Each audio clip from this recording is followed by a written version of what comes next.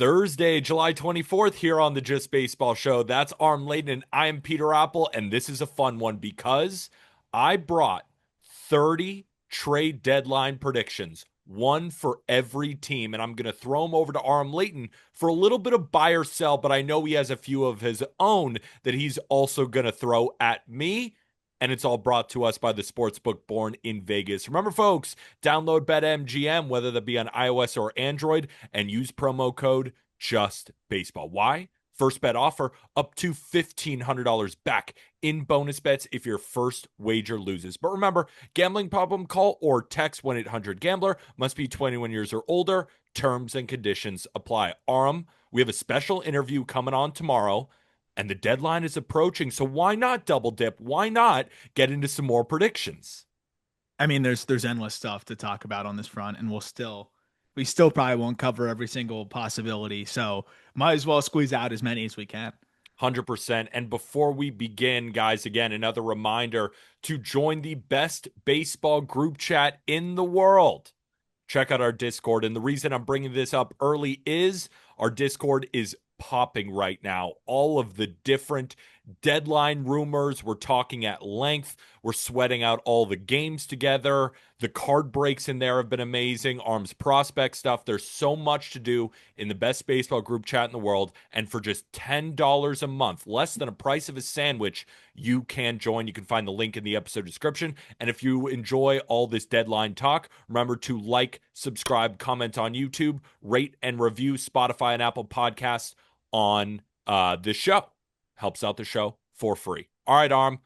Without further ado, you want to get into it? We'll start with the American League.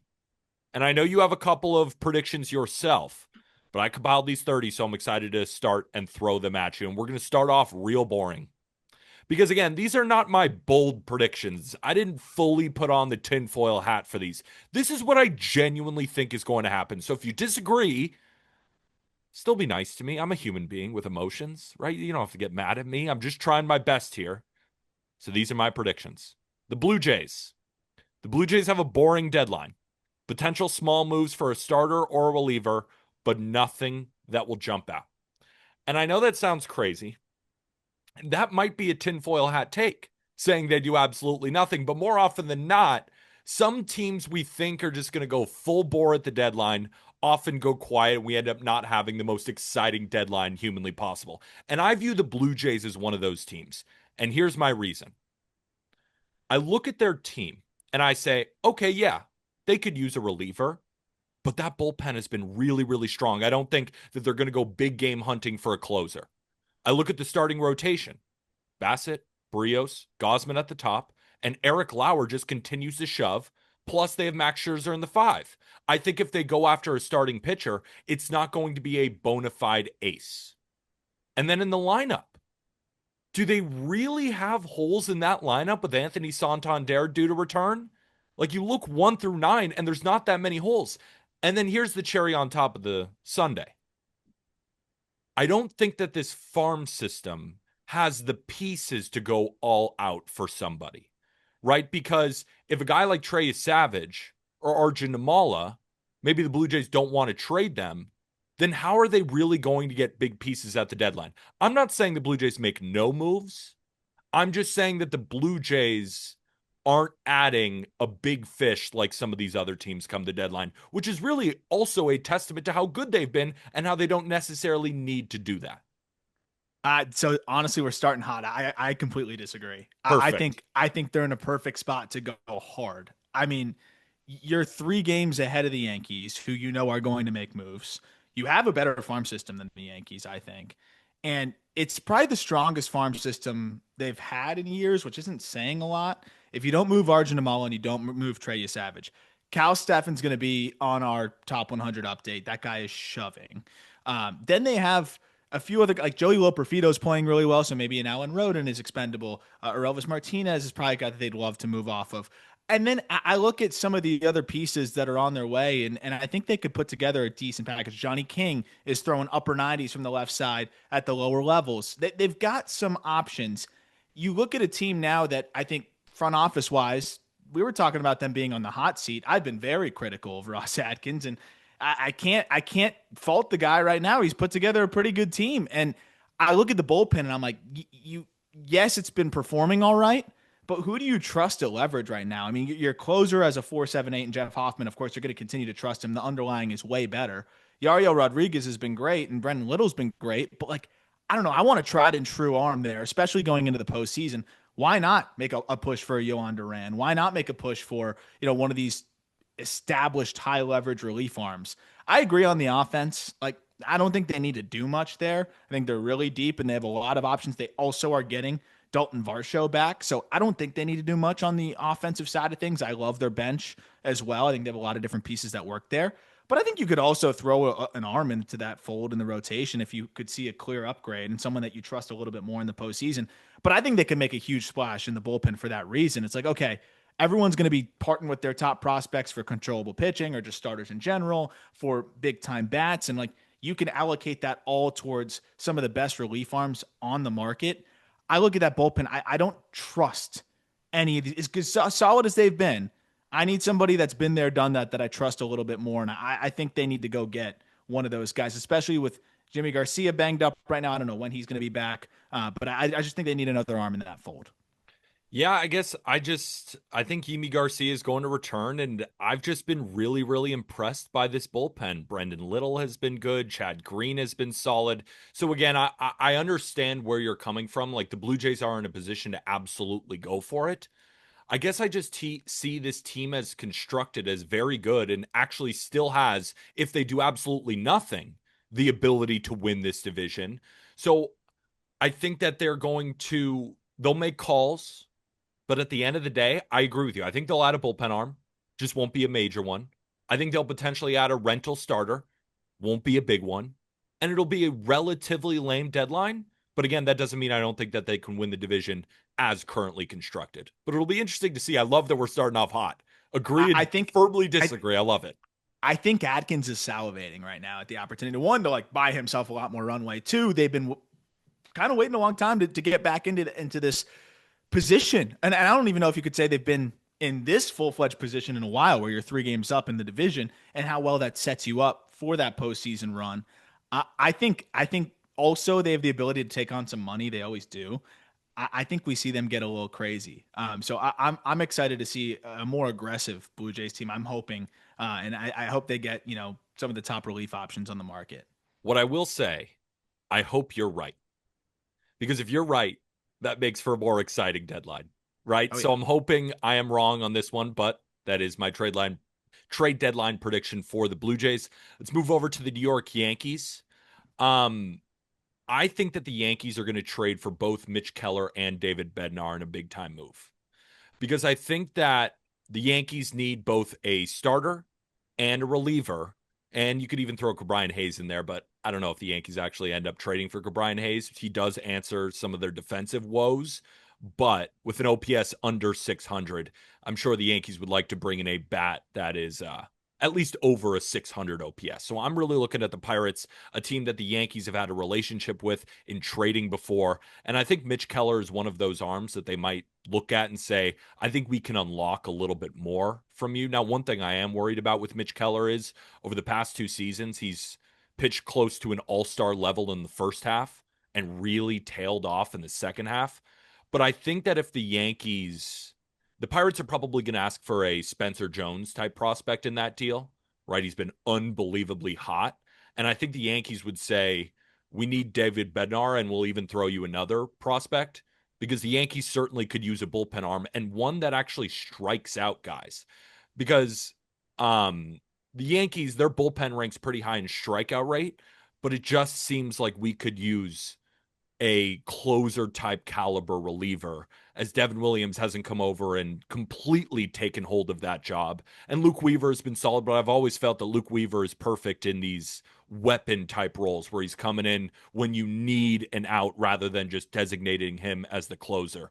So that's what I think a big package turns into. Mitch Keller and David Bednar to the Yankees. I like the idea of them bundling, because I think that the more individual trades you make, the harder it is to piece together those packages where you can just kind of push it all forward on one big deal, and maybe get a little bit more out of the prospect capital, because they may only have enough prospect capital to make one really significant move. Yeah. And I think doing that with two players makes a lot of sense.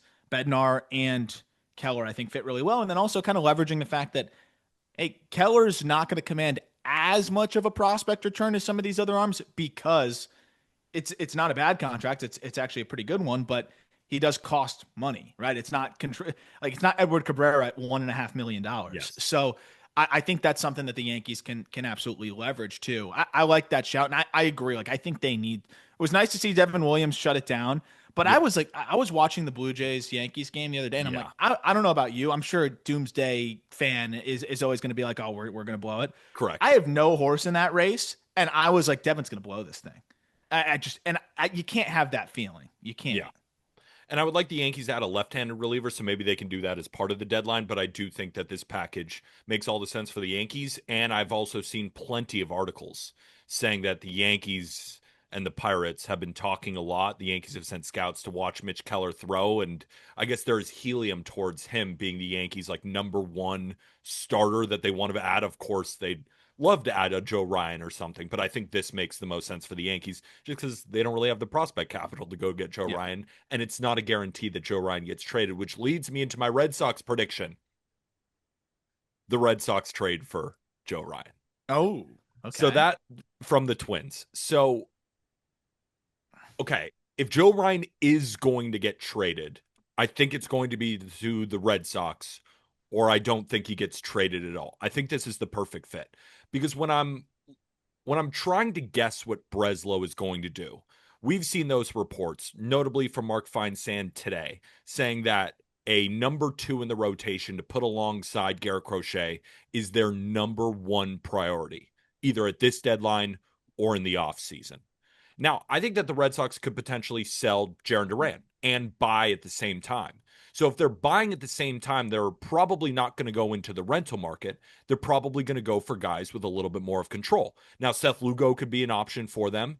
But if you really want to develop a rotation with Joe Ryan and Garrett Crochet at the top, that is dangerous. And Joe Ryan is also a data darling, right? Jack was just going over the fact that his fastball is the number one pitch in baseball by run value. He's a guy that I think the Red Sox would attack. And also the Red Sox prospects that they could trade the Twins, right? You just made a great video for Finleet about the password. What Yeah. position does he play? Outfield. If they're looking to trade Jarren Duran, you have an outfield prospect who's also then coming up. But the reason you're trading Duran is because your outfield is Phil. Franklin Arias, right? He's another one, up the middle guy, right? If you have Campbell, is he going to eventually play second for you? But you have at least have Marcelo Meyer, right? So if you make a package surrounding those two guys and then you expand it as well, I think the Twins are picking up the phone, and I think the Red Sox go full bore for Joe Ryan at the deadline. I like it. I mean, because if you deplete the farm system, quote unquote, a little bit here, like as you mentioned, you can kind of replenish it with a Jarren Duran move, as well as kind of the strategic buyer seller Yeah. approach here in a year where they've been really hot. You want to make a push for this year, but you also want to set the team up, long term as well. I think that I agree. I think Joe Ryan seems very unlikely to be traded. And if he is, I think one of the few teams that can make that happen is, the Red Sox. And the password, by the way, hit 2 home runs yesterday. He looks really good this year. He's been a lot better in center field. And we just did an episode on the call up about blocked prospects.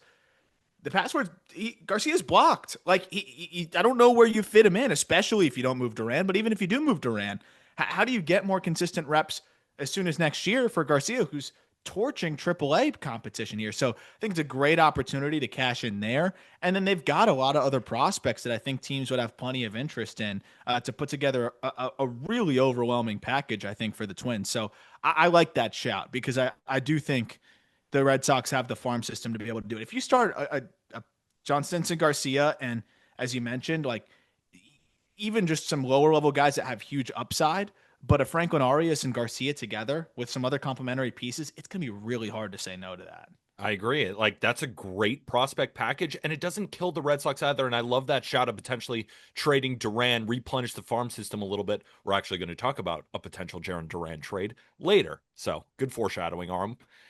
Tampa Bay Rays. Going back to boring, Arm. I don't think they do anything.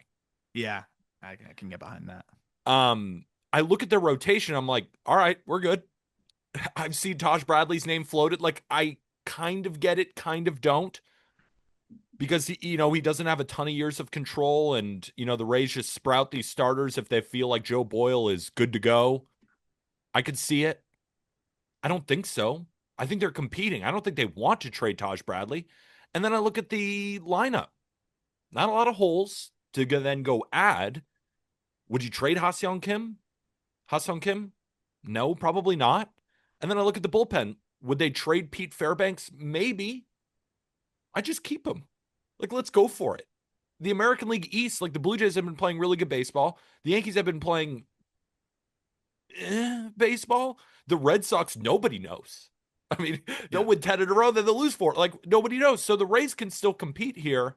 But at the same time, I don't see them adding any big pieces. I think they just stand pat and do nothing. Yeah, the only move I could see them making is that Taj Bradley move, but you don't even have to with him being a free agent. I think he's in 4 years. So I just Littell seems like that would be the guy that makes more sense for them to move based on the way they operate. Of course, Littell is going to bring you in less, but they're so deep with arms.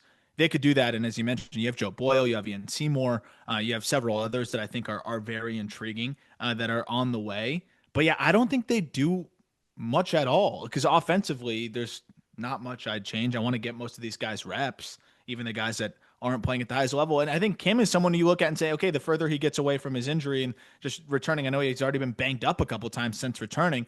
That could be your deadline acquisition Yeah. is Kim, and that's kind of what you signed him to do, a 2-year deal that you knew he was going to miss the front end of the season here.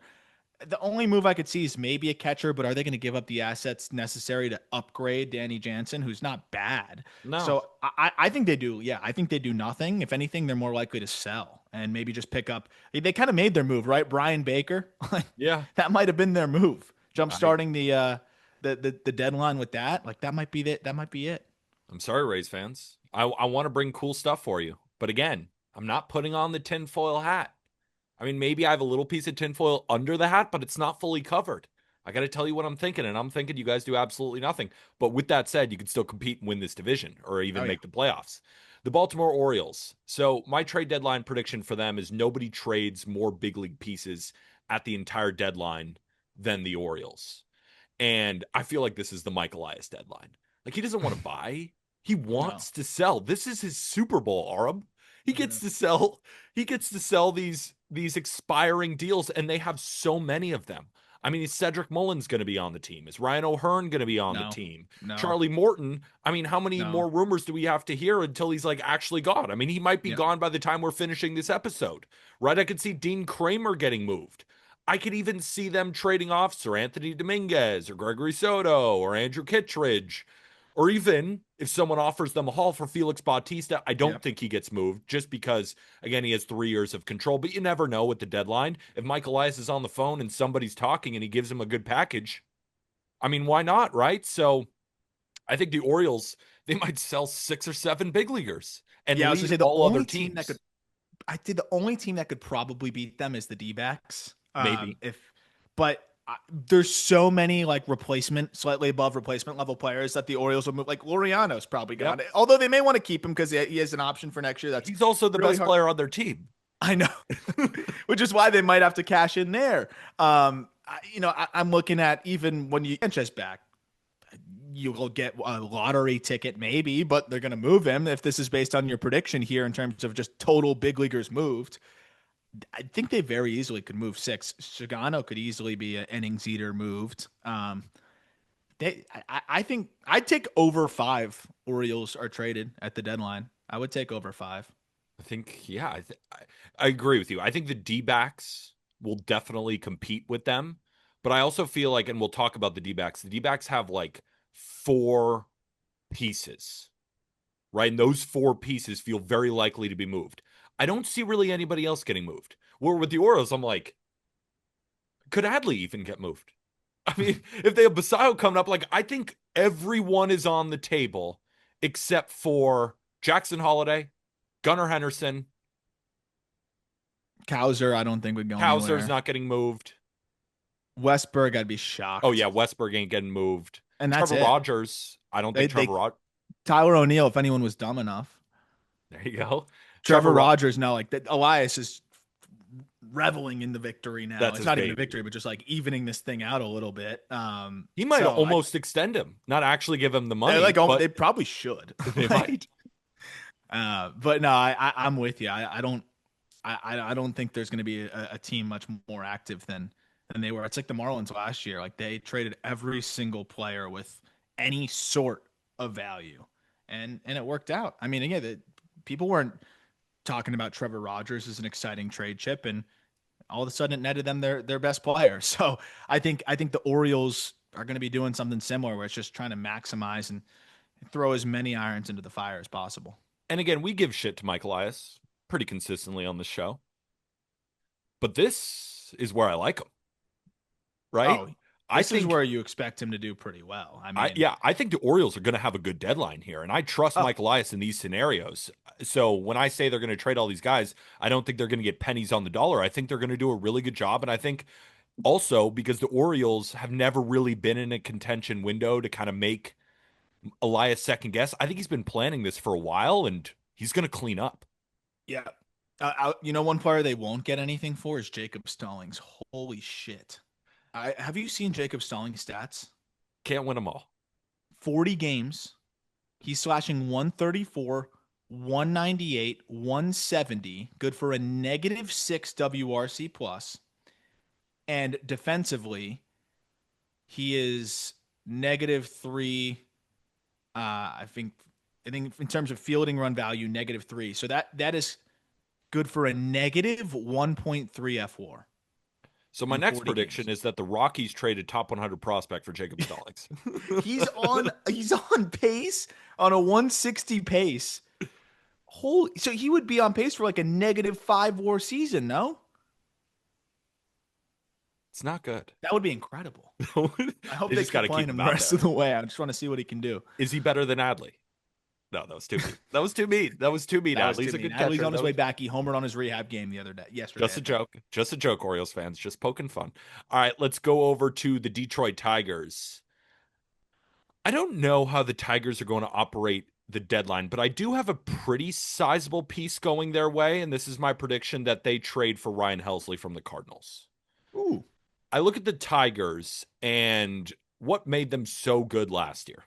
Chaos in the bullpen. Bullpen's taken a step back, though. They currently rank 21st in ERA, and they also rank 29th in strikeouts per nine in the bullpen. Who strikes out guys, who's a very dependable closer that throws gas. And then you can put Will Vest back in that kind of weapon role, and you kind of just downgrade everybody again, which makes the bullpen deeper. I actually think that the Tigers might make multiple bullpen moves, but I don't think Ryan Helsley is going to be as expensive. Also, I'm thinking about this. Will the Royals trade Estevez? Will the Twins trade Duran? Will the Guardians trade Class A or even Smith or any of their all in division? So I'm yeah. thinking to myself, they got to go outside of it. Who are the relievers that are not going to cost them a big prospect haul? I think hmm Helsley's kind of that perfect fit for them. Yeah, I like the Helsley shout. That the in division thing is tough for them because it's like that their need is what their division has probably the most of. So you got to go outside of that, which I think makes it more likely for this specific prediction to go right. I think that they go that route or like a David Bednar, where Yeah. Bednar could be another one that makes a lot of sense. But being that they have to go outside of the division and they're probably going to want to impact farm, and their farm system is so freaking good that they don't even have to tap into their top five and could still get one of the better reliever arms on the market. I think it's Helsley, which would be so fun there, or Bednar. I think are two of like the slam dunks, and I agree. I think they go high leverage arm. Any other relievers that you could think of that potentially the Tigers could get that are like big time closers? Because I was also thinking about Kyle Finnegan from the Nationals, and I was like, I don't even want Kyle Finnegan. Yeah, it's like I'm okay. I'm trying to think. I mean, There's no one else that really jumps out. I think you look at the Orioles and the Bautista thing, maybe that could be like the tinfoil cap move, where they make just an offer that the Orioles can't quite refuse. But other than that, I think it's going to be hard to find that established high leverage arm that you really trust that's going to be available. There's just not a ton out there. Maybe Raisel Iglesias if they believe he can, kind of get rolling all the way down. But I'd rather have the other Yeah. two guys. That's why I feel like Helsley is just the fit. Bednar's perfect though, but he's already on the Yankees. Sorry, he went to the Yankees. I can honestly see him as a Yankee. I don't We know already why. went through the predictions. He's gone. He got traded. Gone. He's gone. All right. Gone. All right. My next prediction is pretty lame. And you know what it does, Arm? Because my mind changes. I'm pouring water on my own take. My own take that I brought up a month and a half ago. Eyebrows were raised. Everyone thought I was crazy. And then now as we're approaching the deadline, Emmanuel Clase, more and more likely that he's going to get traded. I'm going the opposite direction, Arm. He ain't getting traded, and neither is Stephen Kwan. That is my prediction for the Guardians. Because what I will say is, too, we're talking about a lot of closers being available. Mm-hmm. And I'm thinking about if I'm the Guardians, Clase has years of control, right? It's not like if you don't trade him now, you're never going to get a big package for him. Could he be available during the winter? Of course he could, right? When maybe teams want to build that way. And then I think about the Stephen Kwan. That makes no sense. I don't get what makes no sense. It's not like, okay, Stephen Kwan has years of control, but oh no, he's making 20 mil. He's making 4. Extend him, honestly. 4. He hasn't been extended yet. He's not expensive. And who are the Guardians going to backfill? Who's going to... He might be their only other competent hitter besides J-Ram. Exactly. So you're going to trade from your bats? For what? You better get the most amazing deal you've ever seen. And who's going to give the Guardians the most amazing deal they've ever seen for Stephen Kwan? Right? Wouldn't you rather spend so much less on Jesus Sanchez and just hope he can run into some homers? I mean, there's plenty of other guys like Jarren Duran. If you're going big fish hunting, the Red Sox at least feel like they could trade him. I don't like this is more Stephen Kwan 100% to me is not getting traded, but I don't think Clase gets traded. I've gone the other direction. It's funny because I think I was saying on the other episode like a day or two ago, I just think Stephen Kwan's more valuable to the Guardians than he is anywhere else. Whereas to your point, where you have not Roman Anthony, you have Jarren Duran, who is probably more valuable to every other team than he is to the Red Sox. So Correct. You don't have to wow them as much. Stephen Kwan's a really, really good player, but not the kind of player I want to have to wow a team and pry away. He's a really, really good piece, but he's not the kind of player that I think sends your team over the top. I think that's a no-brainer for them to keep him, especially if they have any plan to contend in the next couple years. I think it's going to be interesting to see Clase because I agree with you. Unless they get absolutely overwhelmed, there's no reason to. But maybe there's an opportunity for a team to overwhelm for a player with control the way that he has. But I do kind of lean towards neither happening. I'm with you, and they just kind of trim off some of the other smaller pieces. Some expiring deals. I just don't think the Guardians do much. They're also playing great baseball right now. Who knows? Maybe they buy. No, I don't know. I mean, they're 500 all of a sudden, which is kind of nuts. And they have, I think by Fangraphs, a 16% chance of making the playoffs. That might be enough to just say, let's ride it out this year. And then if we suck next year, maybe we'll consider moving Clase then. But it gives you at least one more run with him. And as you mentioned, I don't think you're going to get any less for Clase next year if he has the same numbers than you would this year because it's still so much control for so cheap. I also want to reiterate this because the more I was doing this deadline research, I'm like, there are so many closers available. Mm-hmm. So many. So if Clase was really the only, it was Clase and Finnegan, then I'm like, all right, somebody's going to blow you away. But as the market has just developed, my opinion changes. And the market has developed in a sense where there's tons of closers. And you won't have to you'll still have to put together crazy hauls, but it won't be as crazy for a Duran with control, a Bautista with control. Those are still going to be insane. Clase is going to be on a different level. Jax isn't even a closer, and I would love to add him. And you're talking about Iglesias, Mason Miller's name has been thrown out there. Bautista. It's just in a market like that, I ain't trading Clase.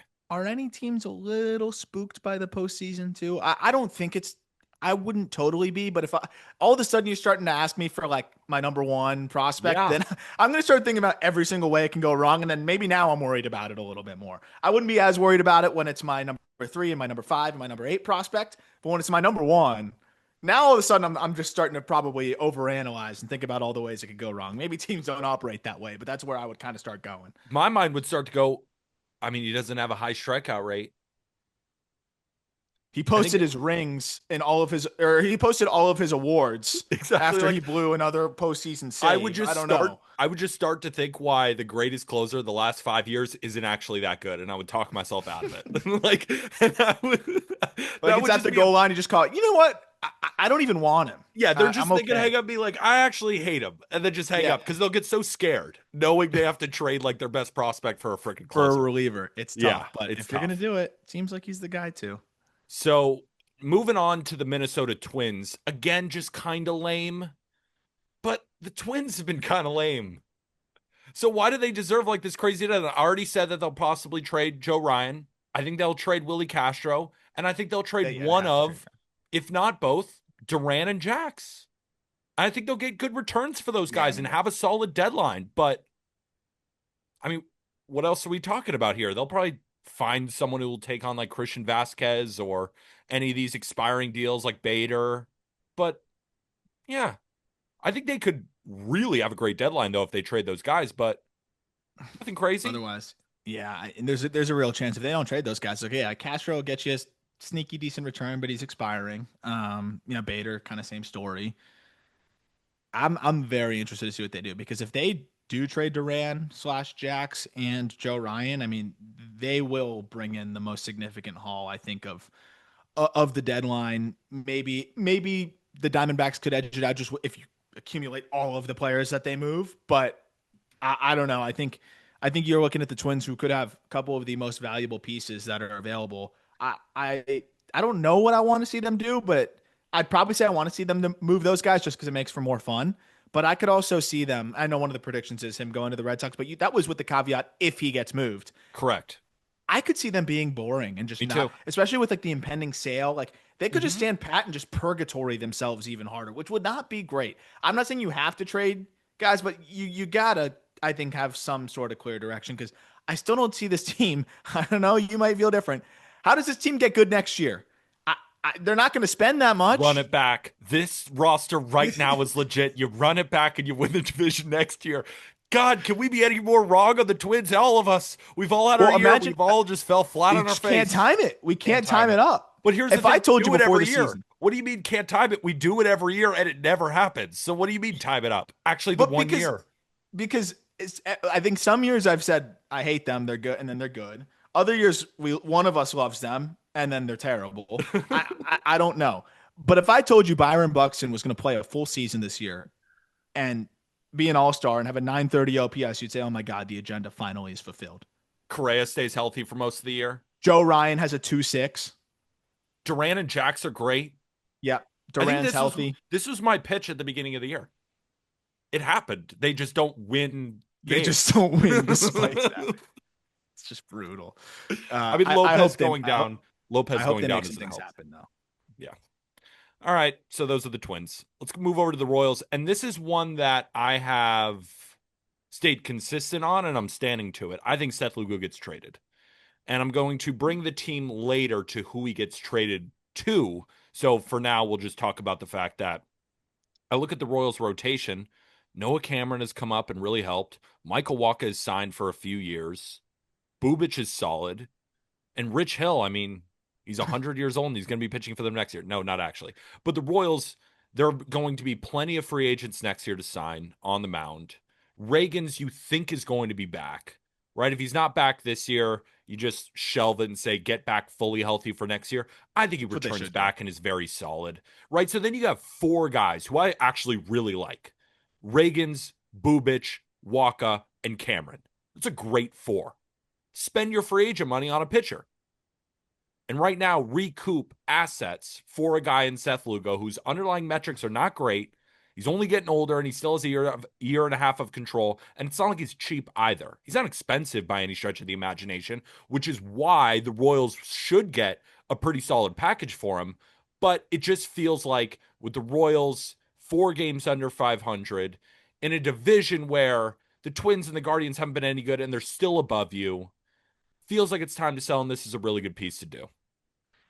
Yeah, I've definitely come around to it a lot more, especially with the chance that Seth Lugo could turn down his player option for next year, right? So if he does that, then you'd really be kicking yourself for not moving him and cashing in, because then you're gonna have to try to pay him more anyways in free agency to bring him back, and then you still have other holes to fill. I think Lugo, if you're moving him, it's got to be for upper minors talent, right? You got to get some bats that can be up there and help you soon. But I'm with you. I think with the emergence of Noah Cameron, the establishment of Kyle or of Chris Bubich, excuse me, and then Walker's just a walking, solid mid threes ERA. It seems like every year. I think they could justify, and it's probably one of their only assets that they're really gonna move at this deadline, aside from maybe Estevez, or maybe one or two other arms. But I think you kind of want to keep that bullpen intact and try to be competitive next year. Given that he may be their only significant asset that could be moved, I think it makes a lot more sense now. When you had a tiny brain fart right there and accidentally said Kyle instead of Chris Bubich, I think I know what was on your mind. You're thinking about potentially Kyle Wright, 20-game winner, helping this team. And I agree with you. You got to gear up for the Kyle Wright return as well. Wins. We want to win games, and that's what Kyle Wright does. All right, let's move over to the Chicago White Sox. Kind of mean. I'm being kind of rude here, but I think it's fair. Nobody takes Luis Robert. Aram, I've come around. I put him on my top 100. I got ridiculed for it. I stood my ground. I had some good takes on that thing. This was not one of them. I wouldn't give up anything valuable for him. Even with his last 8 games? I wouldn't give up anything valuable for him. Would you? Define valuable, and depends on my team. Because think about it. If you're the White Sox, you just giving him away for a top 150 prospect. Like, no. Right now, and then if you're the White Sox, like, why even trade him then? Yeah. What's the point? I think literally the only way is if he has so his last 8 games, it's just such a small sample. He's 11 for his last 28. He's only struck out 5 times. He's walked 4 times. He has 2 homers. It's 11-12 OPS. If he does that for another 8 games here, right up to the deadline, maybe AJ Preller just says like, fuck it.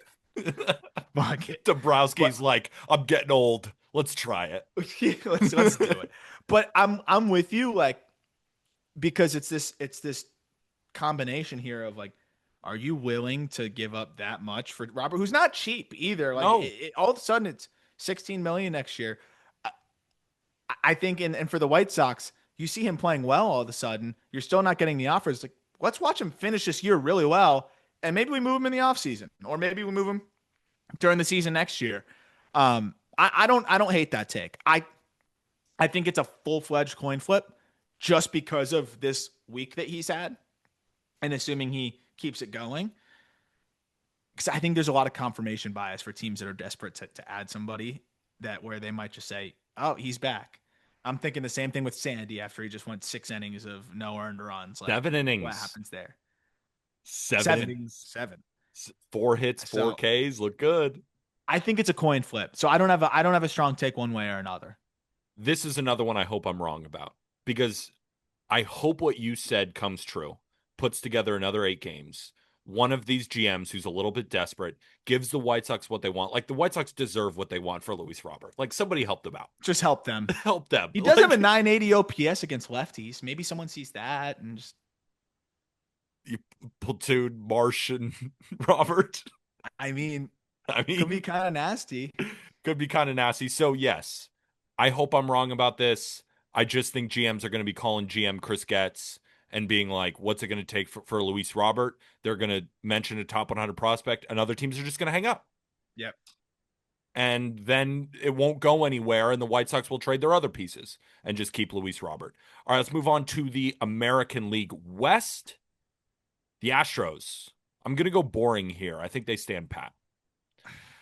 I look at their farm system and it's not very good. But we just saw Bryce Matthews debut. But here's the thing about the Astros. They're still one of the best teams in baseball, and half their team is injured. So their deadline is going to get back, hopefully, Yordan Alvarez at some point. Paredes is going to come back after hurting his hamstring. Jeremy Pena is going to come back. And then in the rotation, Luis Garcia, Christian Javier, Yep. Lance McCullers Jr. has a blister right now. He's going to come back. Eric Getty is going to come back. They have so many pieces on the deadline or on the IL, excuse me. Yeah.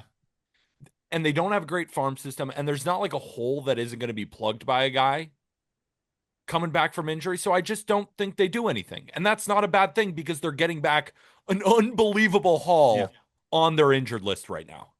Yeah, Christian Javier threw three innings of rehab in Double A on the 18th, and fastball was at 94. I mean, just to put that in perspective, like he was averaging 93 last year before he went down, and I mean the year before that even I don't think he was averaging 94. So if Christian Javier is sitting in the mid 90s with that vert, he could not have the feel for the secondaries and still be a really solid arm to add to the equation.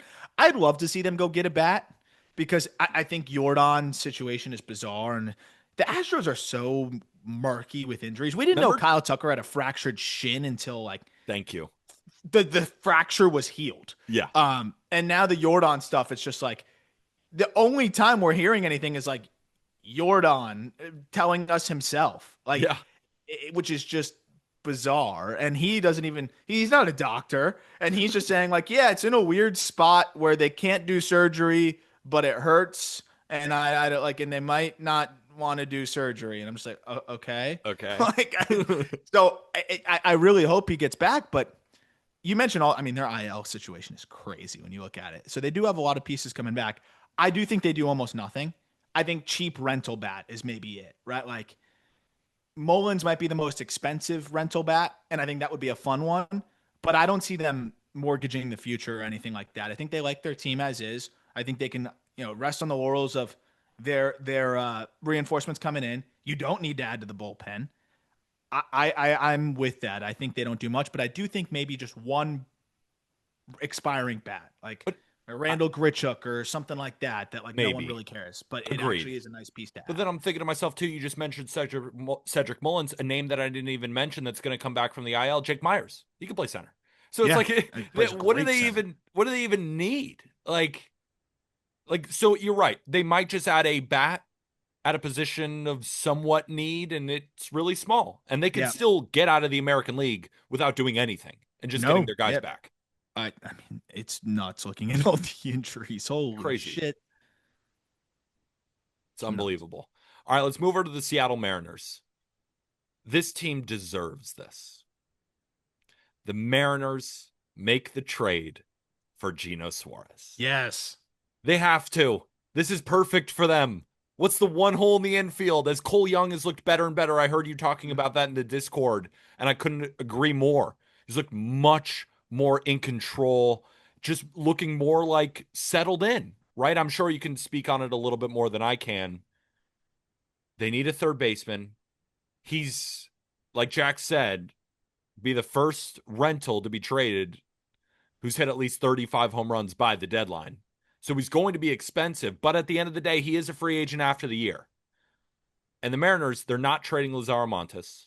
We saw him at the Futures game. Peter Vision guy. Holy crap, that guy hits missiles. He's huge. He's not going anywhere. Cole Young's obviously not going anywhere.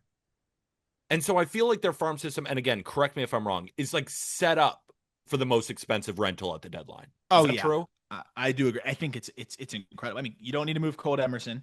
You don't need to move Farmelo. You don't need to move Las Montes. And you can still, I think, make a really significant offer for Eugenio Suarez. I think. And you have the familiarity there, a guy that knows what it's like in Seattle, so maybe a little bit more comfort with whatever creates the invisible there, though it does seem like it's not happening as much this year. Fans love him there. He's a great clubhouse guy. Still some guys with familiarity on the team, like with him there. Like I think there's a lot to like there fit wise, and a lot more reason for the Mariners to go all in on a rental. I agree. If there's a rental that you're going to go all in on, it seems like it should be him. And he's the guy that can catapult this offense. Him and Cal Raleigh, like they can leave the yard at any moment. I mean, they're going to combine for like 100 home runs this year. Yeah. That's a game changer. And think about how much pressure that takes off of Julio Rodriguez, who all of a sudden now with what Arozarena's doing, Julio could be like the fifth bat you're really thinking about here. And that I think is going to be great for Julio, who's already starting to put it together as he always does in the last couple months of the season. So I love it. I really hope this one happens. Like I don't generally root for a specific trade to specific team, but this one just would make all the sense in the world. And hell, they could bring him back. I agree. Like, even as a Yankee fan, I'm hoping for this. It's just such a perfect fit. Like, there couldn't be a better deadline fit. I personally think Joe Ryan is an unbelievable deadline fit for the Red Sox. Yes. And we're going to talk about one for the Padres. That's an unbelievable one. But this is right up there. I mean, go check out the Marine Layer pod. I think their last 12 podcasts have been just about Geno Suarez. No, I'm just kidding. They do an incredible job. But I just see all the clips coming from them, all the different angles, all the guys that they can trade. Definitely Mariners fans, remember to go check out the Marine Layer podcast with TJ and Lyle. They do such a great job. But again, Geno Suarez to the Mariners. Please get it done, Jerry Dipoto. And Dipoto and Hazen have a lifeline. They made trades before, right? Because you never know with Dipoto. Like, he could just get really scared sometimes. But at least he and Hazen appear to be friends after the deals they've done in the past. Let's move over to the Rangers. I'm sorry, I got to go lame. Some teams make big splashes, others don't. I think the Rangers trade Patrick Corbin and nobody else. Nobody else. And here's my thinking with this. I think if you're Chris Young, you're just... This one hurts. This season hurts. It was all right there in front of you. DeGrom's healthy. He's been great all year. Coming off another great outing against the A's where he had 28 whiffs. Yeah, it's nuts. And yet, Evaldi's been good. I know he's been hurt, but when he's been on the mound, he's been unbelievable. And maybe he gets moved. But I think the Rangers... I don't think you sell. I don't think you really sell because you could still hypothetically compete. I mean, Leiter looked great in his last outing. Rocker's been looking better. I agree. They're playing ball right now.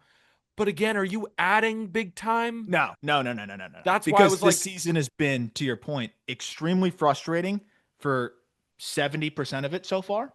And then 70% of the games played so far. And then they've still 7-3 in their last 10. Yeah. They've got, some soft matchups coming up. I think you can justify keeping the group together because who are you really going to move for a significant return anyways? Like if you do trade a Pat Corbin, like, do you even care that much? Like, no. I almost would rather you're a game and a half out. I'd almost rather just stand pat and go. Like you have enough talent as is, but I don't think this team has necessarily earned the major buyers, designation yet. But this is a team though. If they rattle off another 5 of their last 6 going into the deadline, I'd lean more towards them buying than selling, but I'm with you. I think you just sit. And this team has all the talent to not only make the playoffs, we've talked about it. Like their ceiling is still to make a run in the playoffs if everything is going right. Corey Seager is really swinging it. I think that helps a lot. Marcus Semien is back to swinging it. And then you mentioned what you're getting from DeGrom and then some of these other young arms.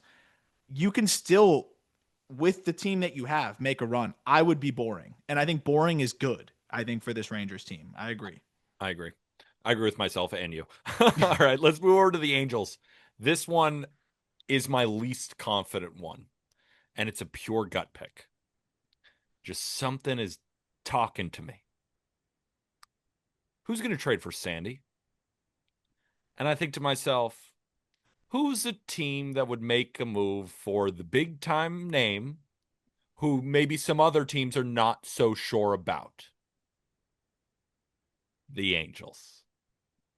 I think the Marlins trade Sandy to the Angels. I think the Angels are going to buy. I think the Angels are going to buy, right? They have been competitive. They're near 500. The offense has looked good. Mike Trout is healthy. And you look at their rotation, they have 4 guys. And one of those guys is Kyle Hendricks. Now, Kyle Hendricks hasn't been horrible. He's been fine. But they realistically have 4 guys. And also, I don't know how many players are looking to sign with the Angels in free agency. You get an opportunity to have Sandy for multiple years, And they don't care about the money. and they don't care about the money. I think Sandy's an Angel. It's funny. I saw Jeff Passan in his article actually full like he really good deadline preview. It was like biggest need pitching. Will they really add was the question, and then best fit for him was Sandy as Oh, well. And really? thinking about it, because I'm like, I was wondering if you were going to say it too, because I didn't even it didn't even cross my mind. And then now once I heard it, I can't unthink it because it's Right? like it makes so much sense. Because ultimately, who is going to be the team that gives up the package that it's similar to the conversation we were having with like Luis Robert, but not as extreme because Correct. I think you feel a little bit better with the Sandy, especially after this last start. I mean, the Marlins still need to be wowed, I think, or at least like slightly wowed to do it. Otherwise, just run it back next year. Yeah. I can't unthink it now. I do wonder what that would look like, but this is also the same team that like was not even really in it and traded Edgar Caro for a rental, a rental Giolito. So I'm trying to think of like the Angels farm system and what they could put together, but I still think even if they just mixed pieces together, they could still put together something decent enough. Like I know the Marlins would be, even though he's had a down year, would love the opportunity to add like a George Klassen Yeah. who could help them sooner rather than later. They have some intriguing, lower level bats. It would be fascinating to see what kind of package they could put together. But if they could, I think it makes a lot of sense. And it just seems like they would be the team to do it. I don't know how else to describe it. So I'm all in on that prediction too. I'm kind of sad now, though. Passon had it before me. Well, when did you first? Can you give me a timestamp on your idea thought? Because he just put this out today. You might have had the idea first. Maybe Like, I he don't. might read minds, dude. This was He's like kind of a three. This was like 3 hours ago. I mean, as I was prepping for the show. Damn, I thought this was like a sick gut pick, and yeah. Because freaking I it's on honestly think this might ESPN. happen. I should have just kept it to myself. Dang. But I was literally because I was walking into a guest spot I was doing today in Miami, and I'm scrolling through these, and I'm like, okay, that makes sense. That makes sense. That makes sense. And then that one just jumped at me. I was like, oh my gosh, that fits like a glove. See, I wanted to blow your mind, but it's okay. It's still is your mind half blown I'll because give it. I'll give it half to you. thank you. Thank you. I appreciate that. All right, let's move over to the A's. I got a spicy one. Mason Miller gets traded for a Oh, haul because the team views him as a starter, and I'm going to bring up the oh my gosh, this is nuts. This is my tinfoil hat take because I've seen this rumor already floated before by multiple people that teams are calling the A's and asking about Mason Miller because they think he can be a starter. I know that was reported. So I'm thinking to myself, well, who would do that? And now I don't want to give it away because we are going to talk about it on the National League side. So I'm just going to leave it at that. Do you think there's any? You've probably seen those reports. Do you think there's any chance the A's move Miller? Because they're going to move expiring pieces. I've heard about some of their starters. That's great. But I wanted to come with something spicy with Oakland. I think if they get Not absolutely, Oakland. I think if they get absolutely blown away, especially for a team that may be thinking about transitioning him back into a starter, I just think it's kind of crazy that you would push forward like the most significant package possible, then take the asset that you acquire and then make it even more volatile by risking the health and experimenting with something new. But teams clearly want to do that. So like I would be apprehensive, but people that are a lot more qualified than I am are in on it. And I get it off the talent. And you see a Clay Holmes doing what he's doing, but it doesn't have the injury history that Mason Miller has. But also Miller has overcome some things and now has been healthy since for the most part. So it's fascinating. I'm eager to hear what team you're thinking of, but I don't think it's a bad idea for them. At the end of the day, this is a team that still needs a lot of pieces, and He's a reliever. this is a guy that throws one inning. You And can maybe you he can could be get a starter. franchise altering talent. And I just think that if the right team gets a hold of him and is able to unlock what he is as a starter, I mean, we're looking at kind of a Mizorowski again. And then I you would say have it's like one of the you'd have a crochet arc potentially. right. So I think that a team could really send some good pieces to no city designation, and they could think to themselves, all right, like we can move them. These are great pieces, and then that team could turn them into an absolute rocket ship. Again, we'll talk about that on the National League side. But before we break into the National League, Aram, tell the people about our friends at Loupe. Well, it's a great time to check out the Loop app because Topps Chrome's live. And I'm going to be getting into some breaks there. And if you're into sports cards, Loop is the perfect app for you. It's the best world of card collecting through a platform that's built on trust, authenticity, and community. You go in there, you can jump right into breaks. You can buy individual cards. You can also buy boxes that people will rip for you personally and then send the cards. They sleeve them all up for you, send them out for you. That's been really fun to do as well. And what I really like about it is you can just trust that what you see is what you get there. It's all vetted card shops, brick and mortar card shops, or high volume breakers who are established, been there, done that, and come with respect. And I think just knowing that you are going to actually get what you pay for. The other thing that I really enjoy is that the streams have a fun interactive component. So I'll get in there, talk about what cards I'm chasing, talk to people about the game. I mean, some of the breakers even have like a little game on TV in the background. So you're talking about that, what players you're chasing, what players you're excited about. I like to kind of hear what other people are, who other people are chasing. Sometimes people recognize my name and I'll get to talk about just like prospects, stuff like that, steer them away from the guys with a 35% K rate for whatever reason the hobby loves because they hit ball far. So there's a lot of different fun components there. The breakers are, or just the card shop owners, whoever's going to be involved in that stream are always awesome where sometimes I have questions like, I don't know much about Topps Inception. I know Bowman, I know Topps Chrome, and I know that stuff, but they'll tell me about some of the products that I'm not as familiar with and what I can look for there.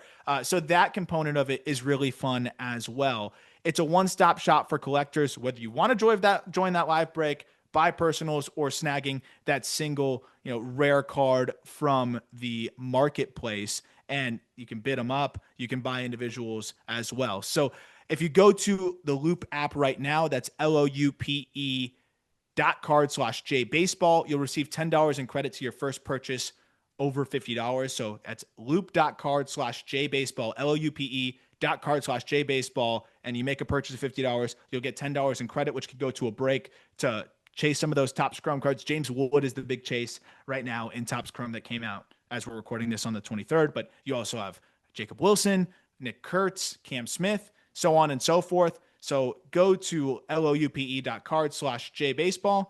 First purchase over $50, you'll get $10 in credit to spend.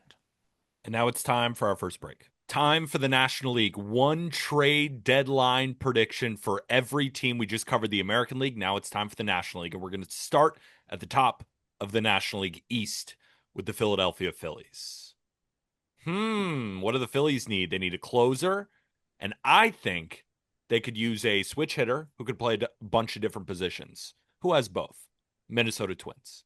I said that the Twins are likely going to trade Joe Ryan, Willie Castro, and one of Jax or Duran, if not both. Who's the perfect team? I think the Phillies, right? Because Willie Castro can play all over the diamond for this team. And now you hope Edmundo Sosa can do that, or maybe even a Weston Wilson. But Willie Castro is a starting caliber guy that you add to this lineup. And then if you're able to add a bullpen piece as good as a Duran, as good as a Jax, maybe both. No, I'm just kidding. That'd be too much. But you add that guy to the back of their bullpen and then backfill some other bullpen arms, but the headliner really is Duran. I'm sure Dombrowski would like the name value with Duran. And who knows, maybe Jax is better. I don't know, but I see a package deal, Willie Castro and let's say Yohan Duran to the Phillies. I have no notes on this one. I actually just was on the pitch clock with Jeremy Taché over at Dan Lepetard Studios over there for Meadowlark Media. The sickest studio ever. It was really fun to go in there. He asked for some deadline predictions. I didn't attach Willie, and I'm kind of pissed I didn't now. But like the Phillies, I don't think they're going to go like super, super, super crazy. I think they make that one punch move. Yeah. And if you can get a rental position player thrown in there, like if you're getting Duran, I don't think you have to give up that much more to also get Willie Castro. And I mean, that is a really, really good all in on this season without going all in, right? You don't have to move Aiden Miller to do that. I love that move because they still, I need in this bullpen just one arm I trust a little bit more at high leverage. And Duran is perfect. And the Castro shot's great because whether you're struggling to find somebody at third base, but depending on Alec Boehm's health and just his performance in general, anyways. And then a guy that can plug into center field. And then in certain matchups against a lefty or whatever it may be, like Bryson Stott's not swinging it that well. You can plug him there too. Yep. Hell, Max Kepler's not swinging it that well. You can plug him in left. Like in the postseason, you're playing your best lineup, and Willie Castro can help you do that in a myriad of ways. So it fits really well here. And this is a farm system that we've talked about it. This is the strongest farm system Dave Dombrowski has had. So even if they don't want to fully mortgage the future, he's always wanted to make those big trades. He hasn't done it as much with the Phillies, and he's got his strongest farm system he's had. I think they could absolutely make a competitive offer. I think this might even be too much, but I think Crawford and Abel get this done immediately. And then again, that might be too much for Duran and Castro. I think you got to. No, I don't think it's too much. I mean, okay. The way Abel is thrown has been great. That's what I'm saying. And I think that helps the value a lot. But like, I think you may have to throw in another. But like, the thing is, they could do that, right? Crawford, Abel, and even if they moved to Arun Escobar, who's a top 100 guy, that's a they lot. still don't really feel it. You still have Andrew Painter, Aiden Miller, Eduardo Tait, and then your first round pick from this past year, Nori, Burkholder as well, who you gave first round money to. Like, they still have a really good farm system. I think that's too much. Abel, Crawford, and another top 100 guy. I think they could even go even lower. Maybe if we need to meet in the middle with Crawford, Abel, and then like a top 20 prospect for them. Yeah, I mean, and to the point of they still would be fine farm system wise. And I think that's a good haul for the Twins in trades like that. Like a reliever and a rental bat. You're getting a young starter with years and years of control, plus Justin Crawford. I mean, tons of upside there. No doubt. No doubt. All right, let's move over to the New York Mets. And I think I found the perfect arm for them. Merrill Kelly gets traded to the New York Mets. Because I'm thinking if I'm Dave Stearns and I'm looking at our rotation right now, Sean Manaea is awesome. Still working his way back from an injury. Typical innings eater. I feel good about him, but he's still building up. Clay Holmes, how many innings is he going to consistently throw for the rest of the year in his first real season as a starter? Not that he's bad. I think he's great. Just how many more? He's probably going to go 4 or 5 innings apiece moving forward. Kodai Senga working his way back from injury. David Peterson is really your innings eater. Whatever the hell you get from Frankie Montas. I want a reliable guy with postseason pedigree. I get him. He ain't afraid of the Dodgers. Well, he might be. The Dodgers are very good. The Dodgers have actually had his number. But you know what I'm saying. Faced these lineups plenty of times. Knows what he's doing. A veteran in the locker room. I think this is, and he's not going to cost much because he is a rental. So Dave Stearns doesn't really have to trade a bunch of pieces outside of this farm because the Mets are still really good. And they're going to make a number of moves. But I do think that this is the biggest move that the Mets make at the deadline is adding Merrill Kelly. Well, and what's fascinating is, I think the Diamondbacks really want arms back from this deadline, and they've got a lot to offer. Right? You've got, even if they don't have to trade a Nolan McClain, or a Jonah Tong, who's been incredible, you can trade Jonathan Santucci, who has thrown the ball really, really well. They've got a bunch of random, I don't want to say random, that's mean, but they've got a bunch of pop-up prospect arms who have been shoving this year that I think the Diamondbacks would be happy to acquire. So I think that's a really good matchup. And I think makes a lot of sense for the Mets, who probably don't want to fully now that it's Stearns in charge, fully mortgage the future. I don't see a Jet Williams going anywhere. I don't see a Carson Bench going anywhere. So going and getting a rental arm like that, I think makes a lot of sense. I just don't think they're going to add much to the offense. I think they add Merrill Kelly, and then I think they add a few solid bullpen pieces and then call it a deadline. Yeah. Without really mortgaging much of the future, but still getting better in the now and then trying to go win a World Series, which they can do. Yeah, I'm with you. All right, let's move over to the Atlanta Braves. I've kind of done a 180 on this team, similar to my take on Emmanuel Clase. I was mentioning all those guys that they could sell. I actually think the only player they sell of relative value is Marcell Ozuna. And maybe you could throw Raisel Iglesias in there too. I don't know what teams are really going to give the Braves much for him. So maybe, again, throw him in, sure. But I think the guy who, of all the names that we've potentially mentioned, between Sean Murphy, between Ozzie Albies, between Chris Sale, the list goes on. I think the only one moved is Marcell Ozuna. Because if I'm Alex Anthopoulos, Like, Arm, if we're looking at this roster next year, what are we saying? They bounce Let's run back. it back. Look how Let's much run it talent they back. have. Right? I mean, so I don't really think it makes sense to completely tear this down after one bad season. Alex Anthopoulos knows what he's doing. He knows he has a good team. If you ask any Braves fan, they're like, blow it up. We hate this team. I understand. It's been the most disappointing season in baseball by far. Watching the Braves breaks your brain because like how are these guys with all this talent not doing anything? But Yeah. what they do, you put Drake Baldwin at DH. Sean Murphy's your catcher. When Murphy needs an off day, you put him at DH, and then you have Drake Baldwin. So they don't skip a beat. And I think Marcell Ozuna, like I thought you guys were actually a little bit, for lack of a better word, wrong on Marcell Ozuna. And the reason I say that is, I think his underlying data still looks good. He's still hitting the ball hard. Not quite to what it was last year, right? It's not the same Marcell Ozuna who was hitting 40 home runs and hitting close to 300, but he's still walking at a 16% rate. He's not the same guy, but basically what I'm saying is I don't think it's a glorified salary dump. I think they actually retain decent value for him. Nothing crazy. And again, that's why I said a lack of a better word wrong, because I don't fully disagree. I just think it's more than a glorified salary dump. His last 40 games, 181, 268, 299 I from mean, yeah, the he's going through a DH. horrible stretch, and the hip might be a bigger problem. But you look at the full season stuff, and he's just proven it too long for me to just think he's just fallen off a cliff, and he's not going to net them anything. They'll get something, I think.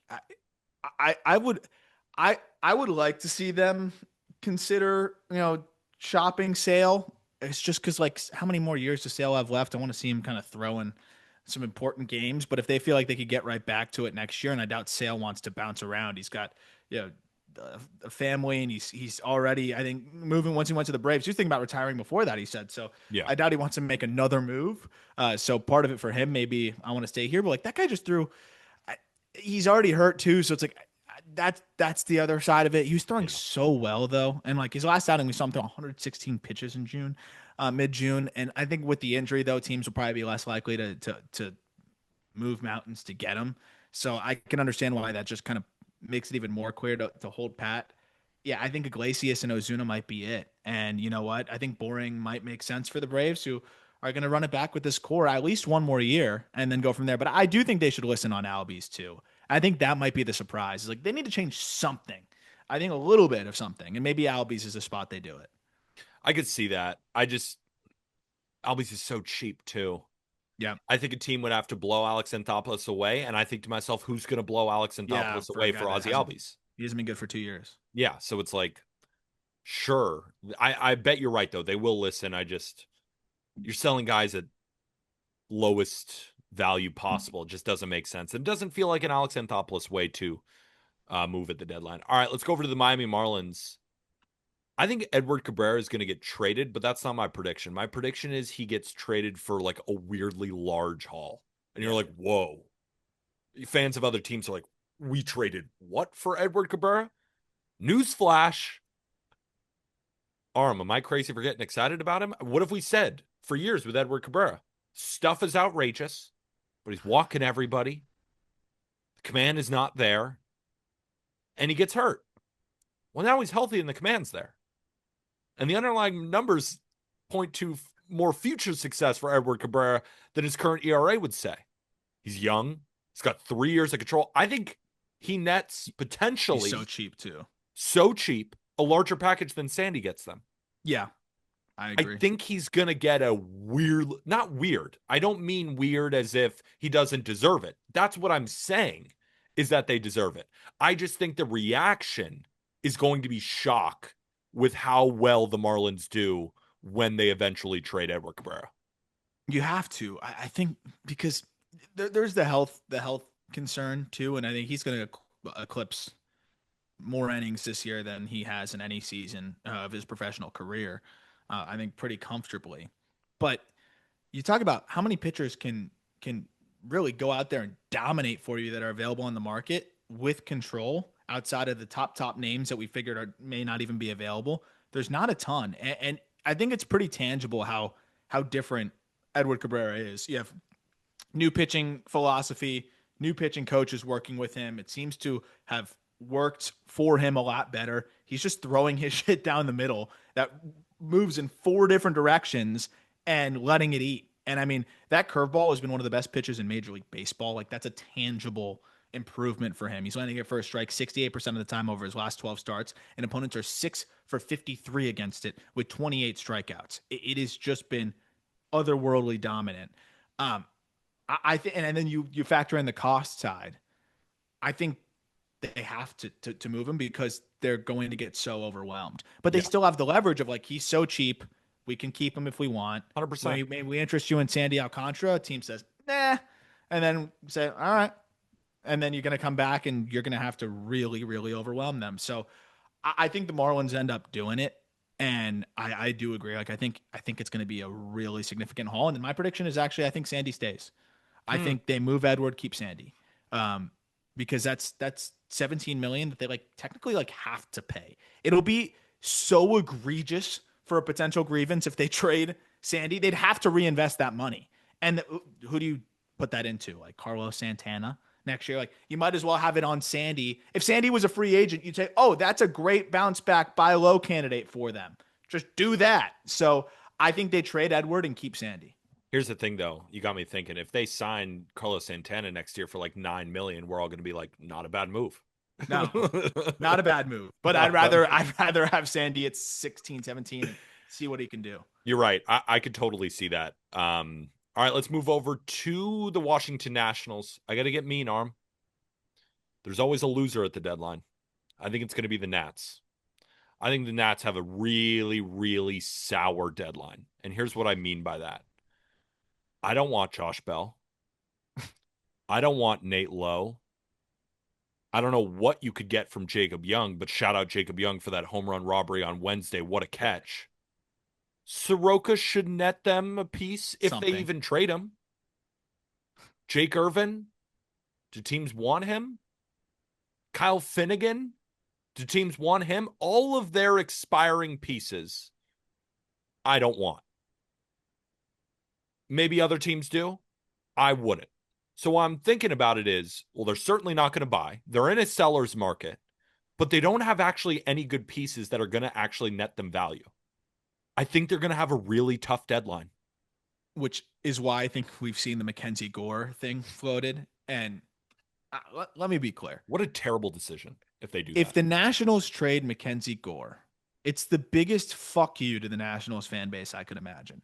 You are rebuilding a rebuild trade as you're getting closer to being better. I know it's been a bad year, but like, you can still look at the core and say, hey, this is a team that's going to be good. This is the pitcher you've been coveting, and you get in that Juan Soto deal, and then you're going to cash in on that already again now too.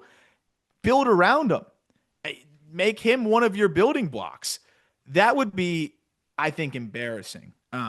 It would be extremely disappointing. He's under control until 2028.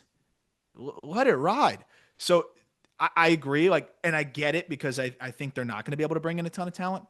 You have a decent core here. You have some decent prospects. Dylan Cruz is going to come back.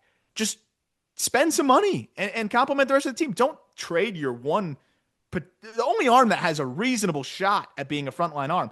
The only arm that I think has a reasonable shot at being more than a 3. So I think it's going to be tough for them. I think they're going to be dropping players for essentially nothing. I think other than Kyle Finnegan, Ahmed Rosario might get them their best return. Maybe. I think Soroka would, but they might not Soroka, trade him. yeah. I mean, we're talking about they need to keep arms. I mean, he was a 1-year deal guy, so it's So like, Soroka's going to be their best return yeah. unless they trade Gore. But even then, still fine with that. Fine with that. You have enough young talent here. Don't trade your best pitcher by a mile. Then they're definitely the loser at the deadline. Oh my God. I don't even care what they get. Yeah, I don't It care would what they have got. to be it would have to be so stupidly insane with a bunch of players that are right knocking on the door for me to be okay with it. Like, And a team's not going to do that. I I don't mean, think so. Not never to trade know. Not to trade for Mackenzie Gore, though. On the other side, It would be sick. it would be It would be sick. sick. No, he's not getting moved. And I see the Nationals, and I'm like, I wouldn't trade anything for any of these guys. So how are they going to operate in a seller's market? I think they're going to try and sell. I think they're going to be calling teams Yeah. being like, Can I what interest do you you in think? Josh Bell? Yeah. And they're like, no.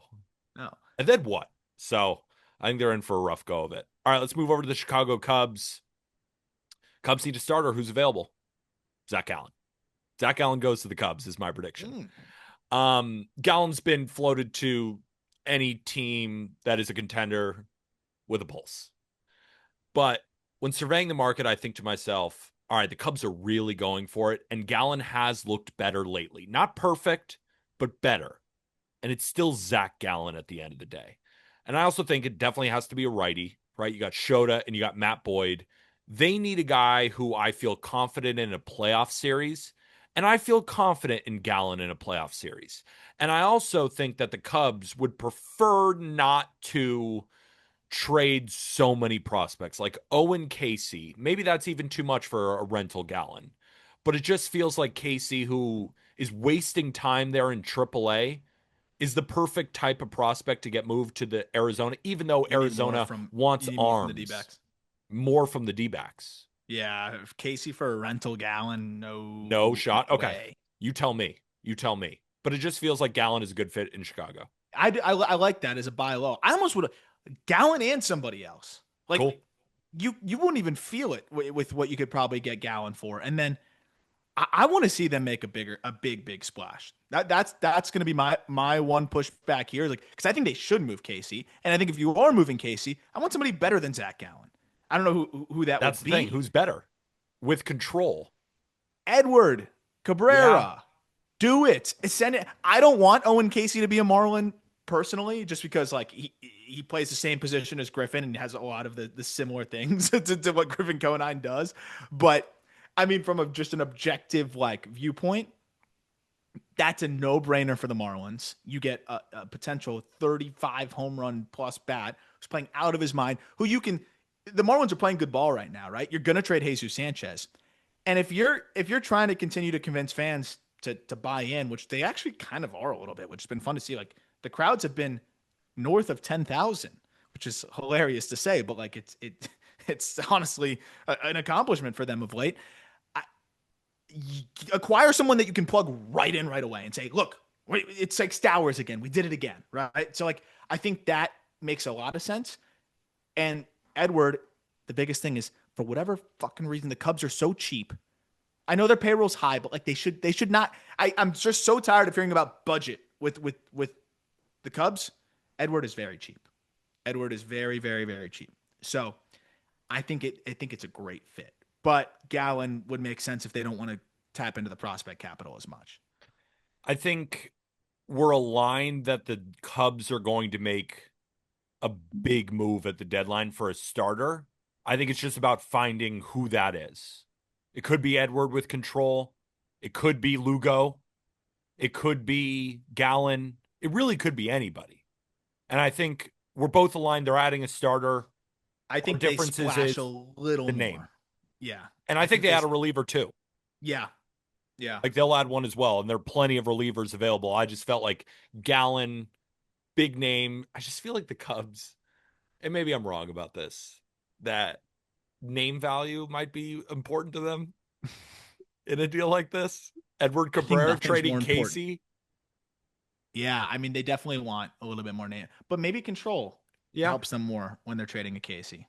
we'll see. We'll see. All right, let's move over to the Milwaukee Brewers. Brewers are a fascinating deadline team, and I know I'm going to be wrong. I know I'm going to be wrong. So might as well just do something that I think is fun because they could sell and then win more games. Like they're perfect. I don't know what they're going to do. Nobody does. So I'm going to have fun. Josh Naylor feels like a good fit for this team Ooh, because if I'm the Brewers, right, you're not adding starters. You have 40. You're not adding bullpen. You have 100. What could you add? It would probably be a bat. And I look at this Brewers team and I look at their current roster and I say to myself, well, Andrew Vaughn, they just traded for to play first base. It's great. Is he going to be your first baseman for the entire year? Or could you make an incredible platoon with Naylor and Andrew Vaughn? And then who's your DH? Anthony Siegler. Right now, Reese Hoskins is on the shelf, but he hasn't been very good. Jake Bauers has a shoulder impingement. I don't know what's going on with him. Doesn't feel like they're going to add to the outfield, right? If you got Yelich, you got Chorio, you got Isaac Collins, and then you have Freela coming back. The shortstop market doesn't look good, and it's like I'd rather just roll with Joey Ortiz. So if they're going to do something, I think they add a bat. It's not going to cost much, and I think Naylor would come in and complement this offense really well. I Oh just my feel like gosh, it's a good fit.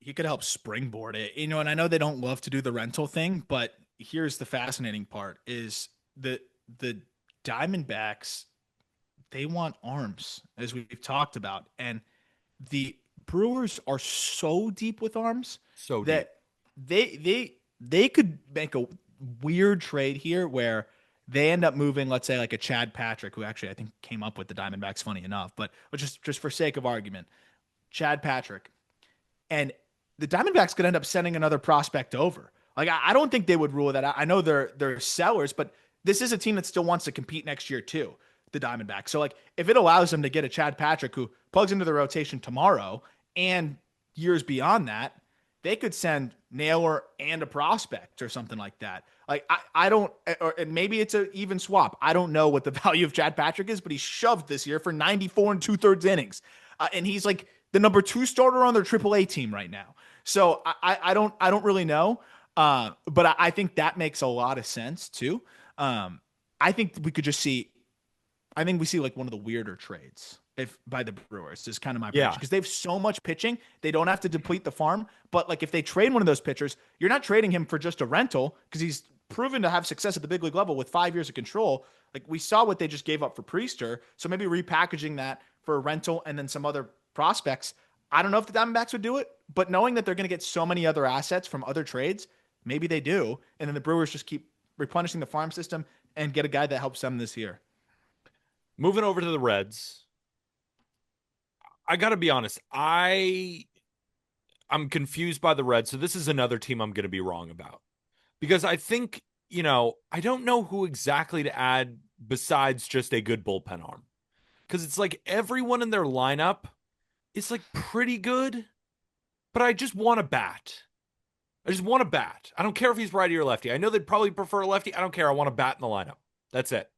And I want a guy who can hit for some power because this team right now ranks 18th in home runs.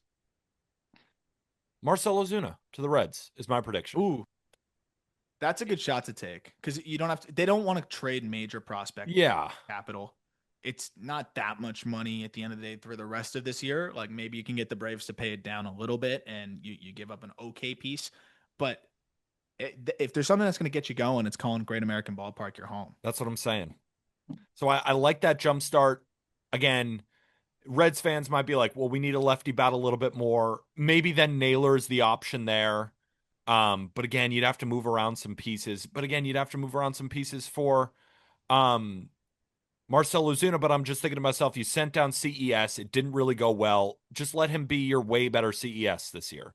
And let him Yeah. hit some bombs at Great American. And hopefully he gets hot. And if he gets hot, he can be a bat that propels you to the playoffs. So I agree with you. I don't think that they're going to massively buy. I don't think they're going to trade for a starter, obviously. They don't need to. I think they're going to add a bullpen piece. They don't need to add a major one. And I think this is their big get at the deadline. And this is a good get, in my opinion. Not the best get in the world, but I like the fit. Marcell Ozuna. I was doing. Yeah, I think a bat helps. I like the tandem of just a buy lowish bat and then a reliever. Maybe they can get him to throw in Iglesias too, and the package is a little bit more significant. But I think that's where the money becomes fascinating.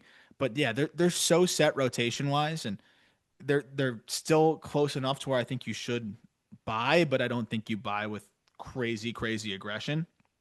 I can't. I struggle to figure out the exact move, so I'm in on that. They're a team that I have no idea what it looks like for them, to be honest, because I don't know how they feel about some of these pieces that are playing okay, but they could probably upgrade from at the same time. So my next prediction will head towards the St. Louis Cardinals. So like I already said, I think the Cardinals are going to trade Ryan Helsley, but I think they trade one more piece and that's it. I think they trade Nolan Arenado to the Yankees. I think that's the piece that the Yankees pick up at third. I like Arenado. He's not having a great offensive season, right? He's got a 91 WRC plus. You don't love that. but you know he's going to play elite defense, and he's striking out less than 10% of the time. That's That crazy. plugs in for the Yankees. It's not going to be very expensive for them. And the reason why is because Nolan Arenado has a very famous no trade clause. I think he'd waive it to go to New York. I think. I could be wrong. Feels like if you are going to get traded, I get to go rock the pinstripes and play third base and try and go win a World Series. Feels like that would be the way he waives it. And because Thomas DeJacy could just play third right now and they really don't skip a beat. Like that's the thing too. It's like I'm not saying the Cardinals do a full they sell off all these pieces. Shout out Patrick Lyons. He was at John Mozeliak's press conference, and it was basically from what I read on from Patrick Lyons' article, which you can find on justbaseball.com. To me, it felt a little bit sad, but at the same time, like I do think there's an element that Chaim Bloom wants to take control if he really wants to sell. So it's going to be a soft sell for the Cardinals. And I think that's Helsley, and I think that's Arenado, and that's about it. But I have Arenado going to the Yankees. My bold prediction is they surprise with a Wilson Contreras trade. Mm. Just because I think he's become really underrated at this point. I know he didn't get off to a great start, but that's almost part of the reason why I think he's a great acquisition. And I know he's just playing first base now, but we're talking about so many different teams that could just use a power bat. And over his last 40 games, Wilson Contreras is an OPS over 900. He's proven. He's a vet. I mean, I don't know if he can still kind of go back behind the dish, but I'm sure if you needed to in an emergency, he'll get back there. I don't think you do it this year, but you have him with years of control. I believe he's under contract until I want to say through the 2027 season. It's not like he's extremely expensive. It's a 2028 club option as well. I think it's a pretty favorable contract given that he's just a solid player. You look at the last 3 years, 4 years, 134 WRC plus, 129, 140, and 121 this year, and that's with a slow start. I do wonder what you mentioned, Chaim Bloom kind of adjusting. Maybe they want to clear that money up, even though it's not significant, and go younger and focus from there. Maybe they like their catching situation with Ivan Herrera playing a little bit of first base and catching. I don't know. I'm interested to see, but I think Contreras they're going to listen and they might get some decent offers. I like that take. One last thing on Arenado to the Yankees and why, again, it just makes even more sense to me. Arenado then gets to go play with his former teammate, Paul Goldschmidt. And Volpe has not been good defensively this year.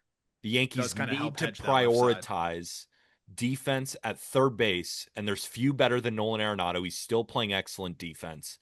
And with how hot Cody Bellinger got, with how hot Paul Goldschmidt got, there's something about the veteran going over to the Yankees and unlocking something. So if you Yeah. feel that the bat can still be unlocked, he's not striking out, he's playing great defense, and that's a name also for all the casual Yankee fans out there, which there are plenty. They'll be over the moon.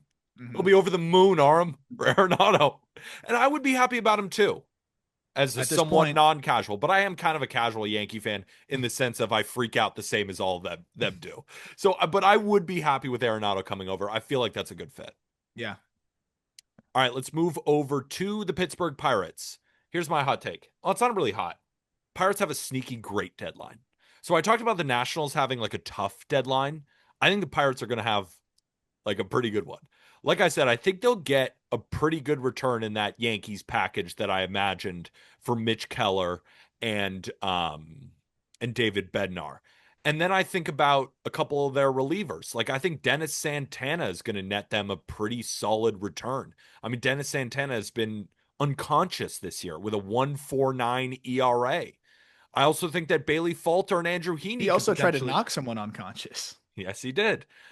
I could also see like a Bailey Falter and Andrew Heaney like getting them a decent prospect return, right?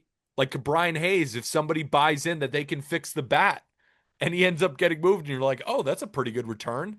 I think that we're going to be on August 2nd or 1st. I know the deadline's the 31st, but whenever everything ends up coming through and we're talking winners and losers, I think we're going to say the Pirates kind of crushed it. That's my Really? prediction for them.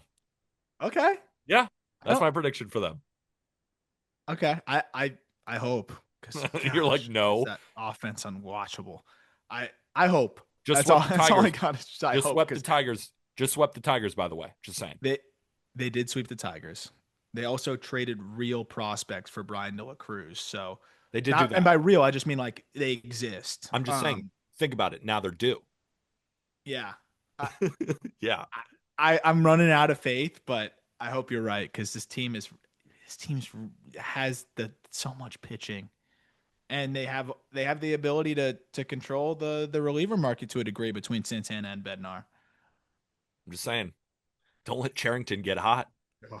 He needs He's to. not letting himself. Let's move over to the Los Angeles Dodgers. Here it is. Mason Miller. Oh, This is the team. What do they always they don't care about injury risk. They don't. They really don't. Like, think about it like that. What team would you trust to turn Mason Miller into a starter? There are like 3 of them. Them, the Mets, The Brewers, the the Brewers. Guardians. Yeah. So, and who's a team with a monster load of prospects? And Tanner Scott might be hurt.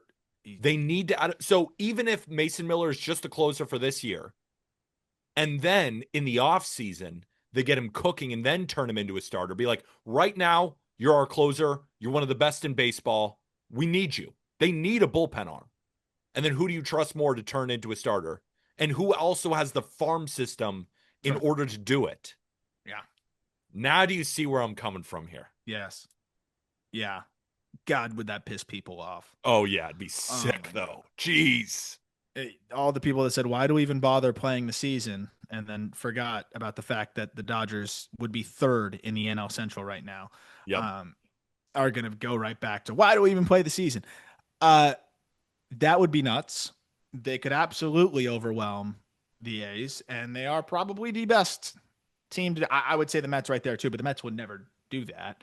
I like this is some good tinfoil right here. You like that tinfoil? I also I think that I wonder what they're going to do at left field because I was like, should I make a prediction of them stealing Duran from the Padres? Throwing left because they can overwhelm the Red Sox too. But the thing is, I think the Padres, again, we're about to get to in a second, can line up a perfect package. They've been all over Duran. I think they end up getting him, but I guess when I'm looking at the Dodgers offense, I see left field as a whole right now with Michael Conforto. They need to add bullpen arms. They need to add starters, but I think you're just running with this offense and just like, yeah. So I think Mason Miller is their big addition. And you're like, whoa, they gave the A's that? Yeah, because you can internally adjust too. You could call up Alex Freeland. You could move Mookie back to a corner. You could do a few different things there. And so, but yeah, that would be insane. Mason Miller to the Dodgers. Next up, San Diego Padres. My prediction: Jarren Duran does go to the Padres. They finally do it, and I think the way they do it is, I could. It's so funny. I think I saw this trade, so I'm going to steal it by Brad, our graphics guy. I think it could be something like one of these elite Padres bullpen arms, like a Jeremiah Estrada and an Ethan Salas. You get your catcher of the future, and you get a lightning rod bullpen arm that can help you right now. Yeah. Because the Red Sox do need to add to this bullpen.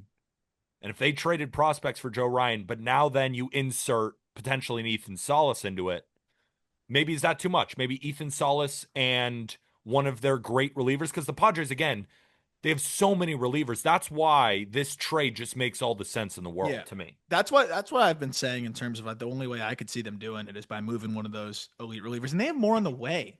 Yeah. If the farm system is, then you're not going to move DeVries for Duran. If they would, I think Duran would already be a Padre. So you move Estrada. David Morgan has been phenomenal, so he just bumps up a spot. Adrian Morejon's arguably the best left-handed reliever right now in Major League Baseball. Also, Jason Adams unhittable. Suarez is still Suarez, and then they've got more guys on the way. When you look at the minor leagues, by the time you could get to next year, I love Tyson Neighbors. I like Bradley Rodriguez. There's other arms that I think are fascinating, and Brian Hoeing's getting healthy and maybe could still be a guy that fills in for you. So I think they could not feel it that much in the bullpen, not have to trade Leo DeVries and be able to upgrade their lineup for the next several years. I think that's the best way for them to pull it off. The only reason why I'm going to disagree with you is we've heard about it so much that now I makes know. me think it's not going to happen. That's why I But if almost anyone's thought going to buck that, it's Preller. that's why I thought to almost send him to the Dodgers.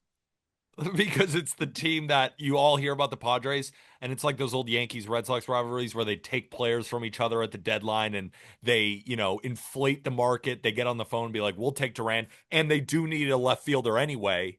But it's just, they've been on the phone for so long. I feel like Preller is just going to wear out Breslow. He's Yeah. going to be like, fine, just take him. Just shut up. Yeah. Just leave me alone. Leave me alone. We'll take your best reliever. We'll take Ethan Salas.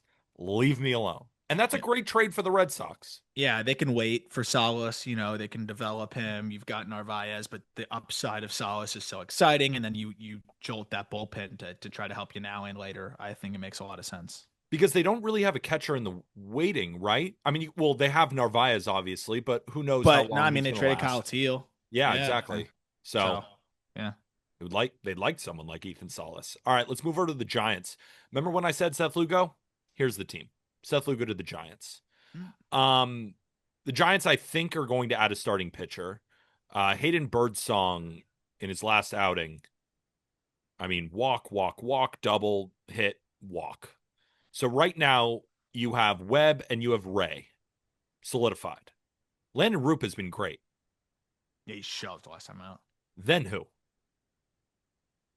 Because you could say Verlander. He just had to start against the Braves with one of the weirder stat lines I've ever seen with tons of walks, but really didn't give up many runs. But at this point, like I'm watching Justin Verlander and I'm just thinking about how amazing your career is. And when I think about that, that means I'm never going to say Verlander is washed. But what I am going to say is this is a diminished version of him. And then who do you have? Because you gave up Hicks, you gave up Harrison. You actually kind of need a starter with some control. And maybe you can convince Lugo to not take up that player option and stay in San Francisco. Maybe not. Maybe you then lose him. But I feel like this is the team to make the Lugo trade. What say you? I'm interested just how they'd pull it off because the system, oh my gosh, I just wrote it up. It was so painful. It's not But Lugo good. is Lugo really going to get the Royals like a He's so ton? good. He's so good. I don't know if he's so good. Brother, I don't know if he's so good moving forward. The last 3 years now, No, we're I know what working he's done with, in the past. what about he's doing that? He's a 294. I know. I just His last 460 innings, he has a 317. And he throws 200 innings every year. I know. He just dropped the ERA to actually it bumped up actually after today's outing to 295. I guess But I mean, they could probably find a way to piece it together. I'm just I looking also at a think 75-year-old. Sorry, one sec. I'm just looking at a 75-year-old, 35-year-old with a 4.71 That's Rich Hill. expected ERA. I just Sierra over 4. I don't know. I think he's good and would be a valuable addition. I just don't know if it's going to cost a ton, which is why I felt like he was good for the Giants, especially with that player option potentially not being picked up. I did that definitely, like, the fact that he's probably a rental, I think definitely adjusts things. I do wonder too, since they were put together a montage of Devers catching balls at first base, you assume you move him to first, Dom Smith to the bench. Elliot Ramos has been a liability in the corner outfield, so maybe he Yes, he starts has. DHing more, and then you go get a corner outfielder as well. That's just another. That's where I look at like a Jesus Sanchez, For sure. something like that. I think people aren't really, because I think you hear about the Giants and it's pitching, and you look at the team and you think pitching, but I do think with a potential shuffle, corner outfield could make a lot of sense too, for the Giants. I like the shout about Ramos. Oh, My gosh, I mean, there was a ball brutal the out other there. day. It was just a liner at him, runs in over his head. I was like, that was a He little brings league the play. struggles. He brings the offensive struggles out there. It seems like to me, But I still think Ramos is a good player, right? he's a great player. And I agree with you. I love that shout. I just didn't want to say the Giants get Jesus Sanchez as their No, prediction. that's boring. I I'm think trying to think of Lugo- another corner outfielder that's not going to break the bank though.